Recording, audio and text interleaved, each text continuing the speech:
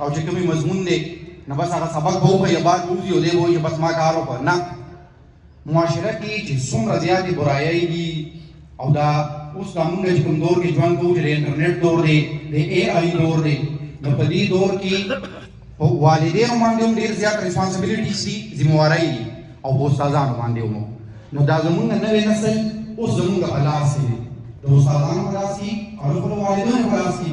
چې څه دې جوړو نو هغه دې جوړولی شو. زه به دا ووایم چې څنګه ما وایي چې بدلېدونکې دنیا سره د هر یو رول په دې کې د استاد رول هم بدل شوی دی. استاد به اوس صرف سبق نه ښيي، یو ټیچر یو بیا کونسلر یو بیا مینټور. نو دا کونسلر راغی دا د استاد هم یو قدم راکړی. یو داسې استاد په استادانو کې به داسې و چې ماشوم ته به په کور کې هم څه مسله راغله او د استاد به محسوسه کړې چې دا ماشوم نن داسې ګډوډ دی او پریشانه دی، نو هغه به دې تپوس وکړو چې بچې څه چل دی او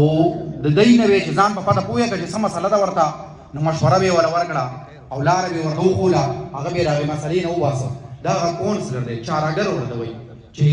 وړو سره صرف سبق نه ښيي بلکې چې کله هغوی ته څه پرابلم کومه مسوله او مصیبت راځي د هغې نه یې وباسي. د دې نه یو قدم اپله چې کوم دی مینټور وي. مینټور هغه استاد وي، هغه مشر وي او هغه پلار وي چې هغه که ستاسو خیال کړئ دا کامیابه خلک چې کله وي او دوی نه خلک انټرویو اخلي که نه، د دوی په خپله انټرویو کې وایي دا فلانې سړی که څه زما په ژوند کې نه و راغلی نن به وایي زه په دې ځای کې نه وی. دغې ته چې کوم دی مینټور ویلی شي چې یو سړی دا هغه چې کوم دی د لاس ونیسي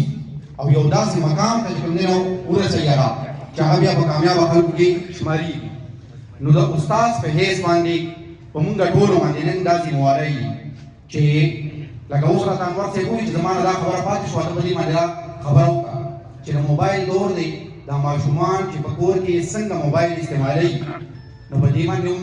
د والدینو او د استادانو د دواړو چې کوم نن دا ذمهواري جوړېږي چې لږ غونډه کې مونږ د دوی پوهېږو که نه. لکه ګورئ زه خپله خبره ختمومه، صرف دا یو خبره کوم، دا موبایل ایجاد شوی دی په یورپ کې، خو یورپ کې چې هغوی موبایل په لاس کې واخیسته نو کتاب یې د لاس نه دی غورځولی. مونږ دلته کې زموږ معاشره کې دا کار دی چې مونږ توازن نشو ساتلی، بیلنس نشو ساتلی. نو مونږ چې موبایل لاس کې واخیسته نو کتاب به د لاسه وغورځو. نو اوس د هغې د وجې نه چې دا دومره زیاتې مسلې دي، دا ډېرې زیاتې مسلې پکې د دغې د موبایل د وجې نه دي چې مونږ بیلنس نشو ساتلی. نو پکار ده چې استادان کوم دي زمونږ والدین کوم دي، نو په دې باندې چې دا یو ډېره غټه مسله ده او د دې نه نورې بل مسلې جوړېږي چې دا د موبایل دا استعمال چې کوم دی چې دا ماشومان لږ په ترتیب باندې وکړي.